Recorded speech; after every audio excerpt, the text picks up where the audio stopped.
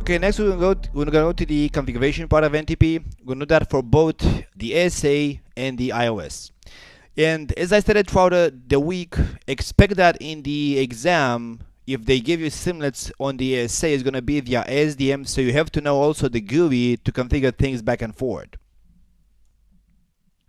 So what I'm gonna be doing is that we're gonna consider, let's go to the control plane part in here.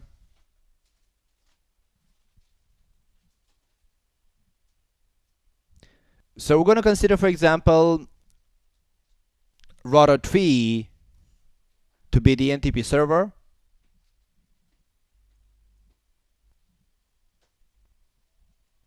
And ASA 3 and router 2 to be NTP clients. So they're going to be my NTP clients,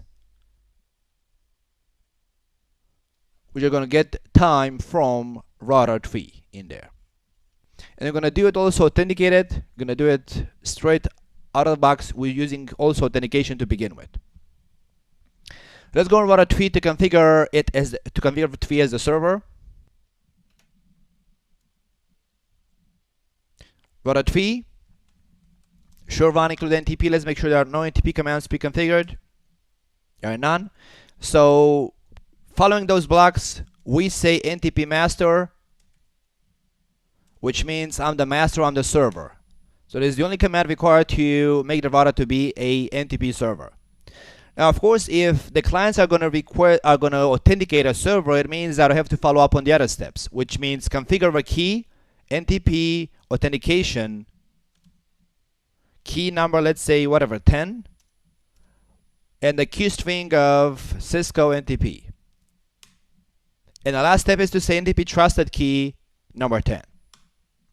So those two steps are only required if the clients are going to want to authenticate the NTP server.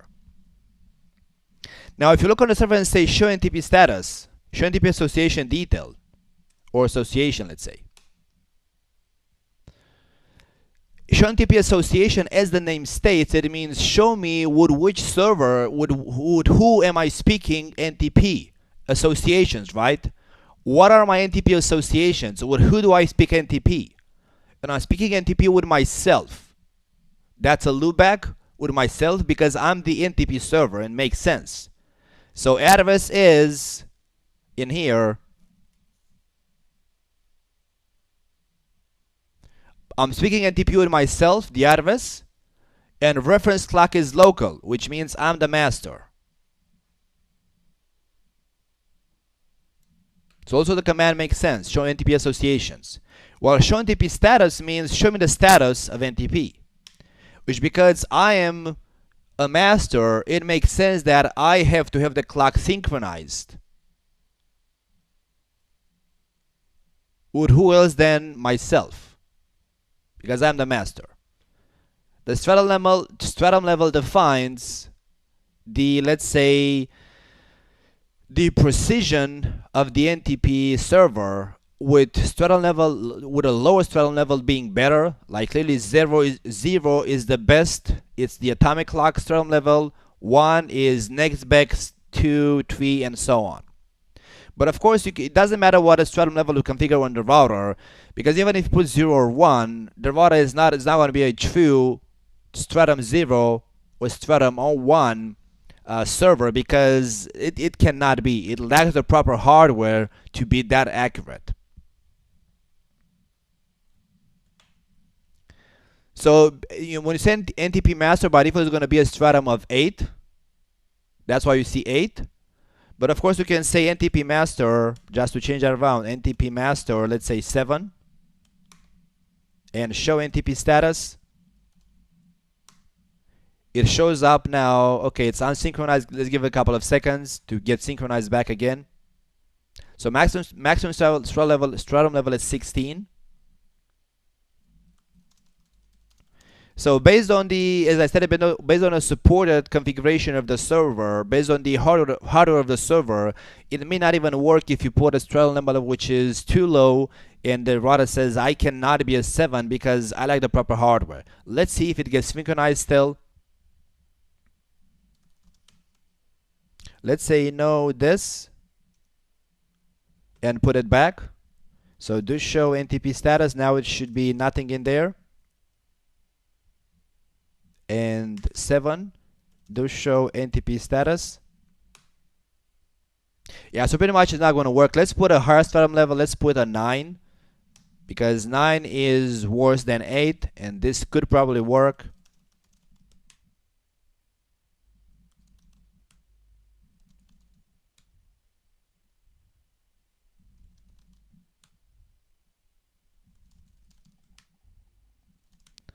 Let's remove again this command.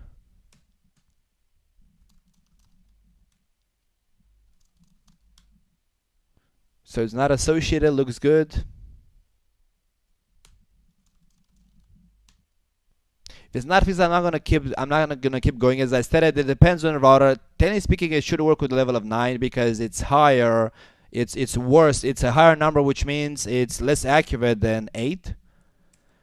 But if it doesn't work, I'm not gonna spend time investigating this. Show NTP status. Let's remove all NTP commands. Pretty much the router is a bit confused now. Even though, of course, it takes time to synchronize with itself as well, but not that long. So let's say NTP master back again. Put back the keys again.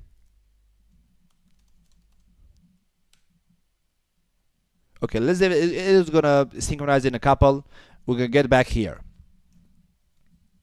Now let's go on router 2 and make that a client. And I'm gonna put the NTP server to be the loopback of router 3, which should be 5553. Let's confirm. First of all, I have a route to that destination on router 2. Show IP route 5553. And I do from router 3. So on router 2, we say, first of all, because we have authentication, we want authentication to be enabled. The first thing is that we enable authentication, NTP authenticate. This is the command which is missing on a server, because this command means authenticate the time source. And the server doesn't need that command because he is a time source by itself. Then I'll define again the key, NTP authentication key, 10 MD5 CISCO NTP. Let's make sure the same one was defined on 3.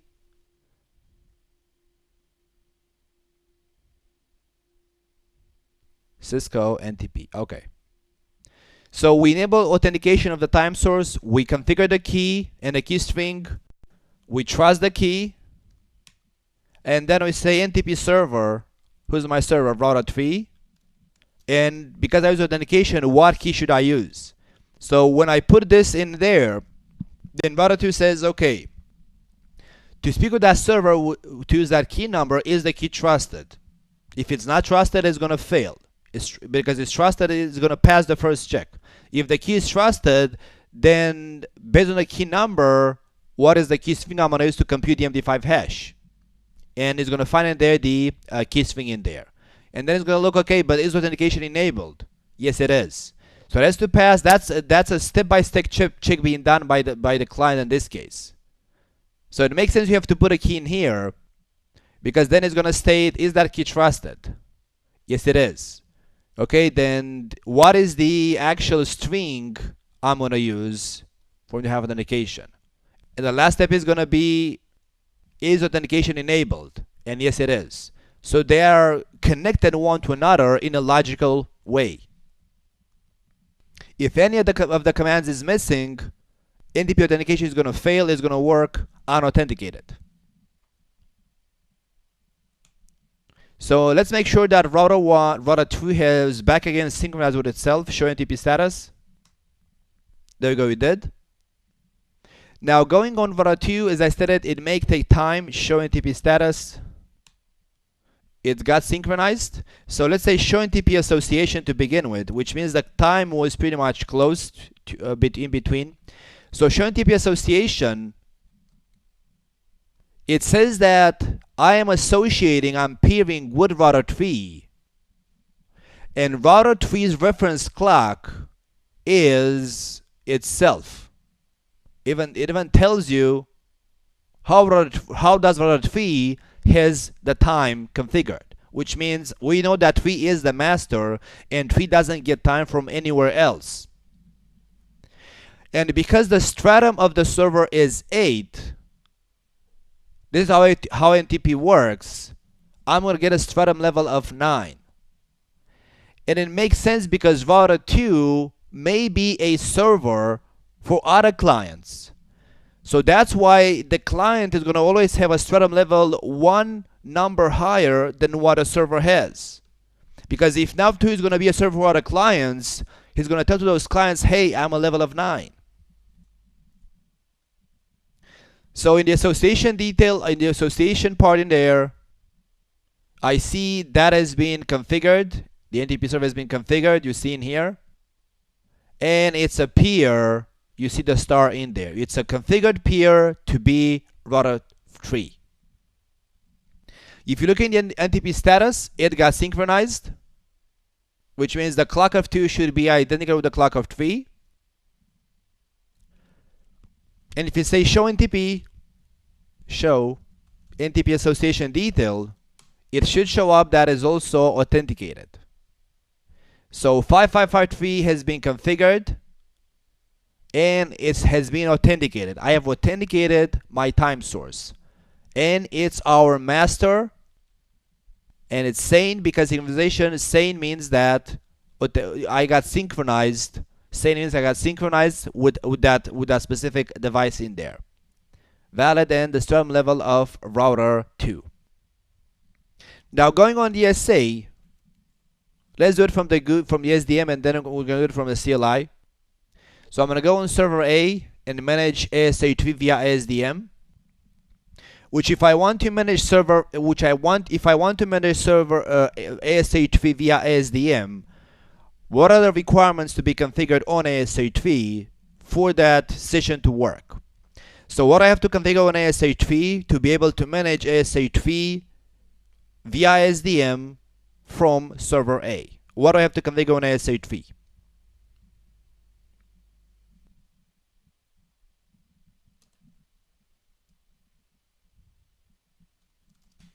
So I have to configure first of all to make sure HTTP is enabled.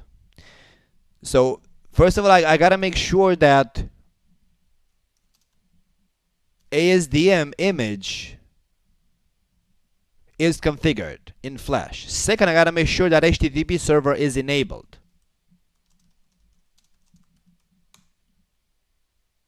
And it's not. HTTP server enable. So I know the SDM image. If I want somebody to connect to me via SDM, which is going to be an HTTPS session, I need HTTP server enabled. If you say HTTP question mark, by default, it has this configured to redirect traffic to HTTPS. Or if it's HTTP server, you can configure, of course, other idle timer, session timer, doesn't matter. Okay.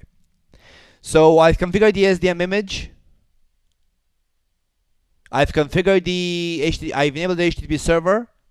And because this is a security device, we have to tell the SA from where to allow incoming HTTP sessions to be managed. So we want server A to be able to manage ASA2 on this interface, which means we have to go on ASA2 and state HTTP on which interface? On gig 001. From which address to begin with? From server A 172.16.10.100. That destination, that server who's going to manage me is reachable out on which interface of mine? It's gig 0091, which is going to be SRV. And the last step, so I've enabled HTTP. I allow management from that source. And the last step to do is to say, how do I enable authentication? How do I authenticate HTTP sessions? By default, it's based on the enabled password. Let's change that around to authentication of HTTP to be on the console on the local database of users. So I'm saying that I'm going to authenticate all incoming HTTP sessions to this device via the local username database, not using the default enabled password. And because I have done this, to be able to get ASDM access, you need a username configured to privilege level 15. Username, let's say ASDM user, password, ASDM user password, ASDM pass, privilege level 15. So it's a lot of steps in there. Include ASDM, include HTTP, and include username. So first of all, you specify the SDM image, then enable the HTTP server, then you tell the SA from which sources to allow HTTP management, then you change over to username password authentication for the HTTP sessions, and you define the username in the local database with a privilege level of 15 that's required. And now I should be able to go on server A and manage AS8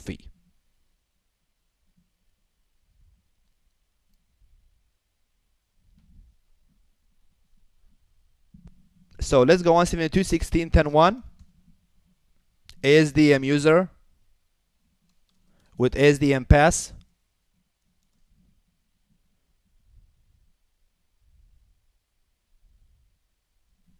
And if you go in DSM, I'm not sure if you have a command show HTTP,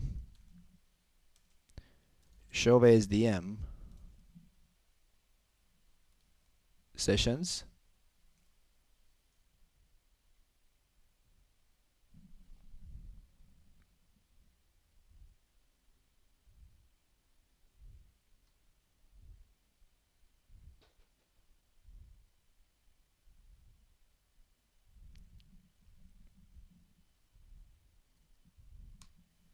So we have a session from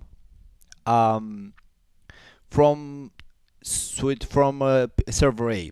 There's one more command, show ASP table socket. There we go. So it shows in here that we see that ASA listens on port 22 for SSH because I've enabled SSH yesterday in class on that specific interface, because if you say show run SSH, I'm enabling SSH on the outside interface only. So the SA listens has opened the socket to listen on SSH sessions on an outside interface from any source, but of course it's going to allow only traffic coming from this source actually, but the socket is opened. Likewise, for SDM, the socket is open on port 443 on this interface, which is the server interface, because I said I'm allowing HTTP traffic on the server interface, but of course only from this source. And we have one SSL established session to ASA3 from server A. There's a question from Matthew. So HTTP also enables HTTPS as default on ASA, correct? So we enable only HTTP, and HTTPS gets enabled by default in there. So the command is show ASP table socket. The ASP stands for accelerated security path. It's like pretty much it's not a safe part of ASA, but it's the accelerated security path of the SA, and show me the open sockets in there. Open and active. Okay. Now going on the SA, we go to configuration. It makes sense the configuration part. And then I would go, I'm not an ASDM user in general. I would go to device setup in here, and I'm going to device setup, and then I would go to, there we go, system time and NTP. So as I said throughout a class in general, make sense of the GUI, make sense of ASDM, because if you give it a thought of where you find things, in most cases they make sense. So it makes sense I go to configuration to begin with. Then because this is a device setup configuration of NTP, So it cannot be a firewall configuration, it cannot be remote access VPN, cannot be site-to-site VPN. It's not about management. So there you go, it should be on a device setup, and there it is. So NTP and say add. We first enable NTP authentication, and we say apply. Okay, of course, we first have to add the NTP servers. Makes sense. Let's say add to begin with. IP address loopback of router 3 of router 3s. On which interface? So the server is reachable out on gig 01 in that direction, which I think gig 01 was the outside interface, but let's confirm that on the SA show nameif. So gig 01 is the outside interface. So I'm saying that server is reachable on the outside interface. Key number 10. Define it as trusted. Key value CISCO NTP. Read the key value CISCO NTP. We say OK. Before we say apply, we go to Tools, Preferences, and we say Preview commands before we send that to the device. I want to see what commands the SA is going to send to the device. We enable authentication in here, and we say apply. And if you look at the commands, it's going to be pretty much the same thing, very similar with the iOS configuration. If we now go on the SA and we say show run include NTP. Likewise, the first step is enable authentication. The second step is to define the key and the key string. The third step to mark the key as trusted. And the last step to define the server and to specify which key to use to authenticate that time source. You can go to monitoring, verification-wise, ASDM user, ASDM pass. We should be able to go to monitoring.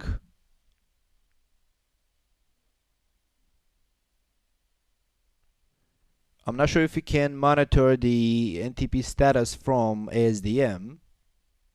From a CLI for sure we can. So if it's not under properties, logging, routing, VPN, interfaces doesn't make sense. So it should be under properties if it is supported by monitoring. And pretty much doesn't look so. So we go on the CLI and say likewise the same command show NTP status. It got synchronized likewise to the stratum level of 9, one higher than the NTP server stratum level. Reference is router 3.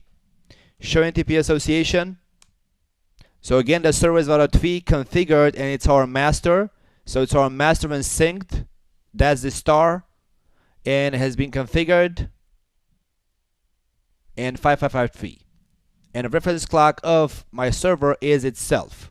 And the server stratum level is 8. Stratum level. If we say detail,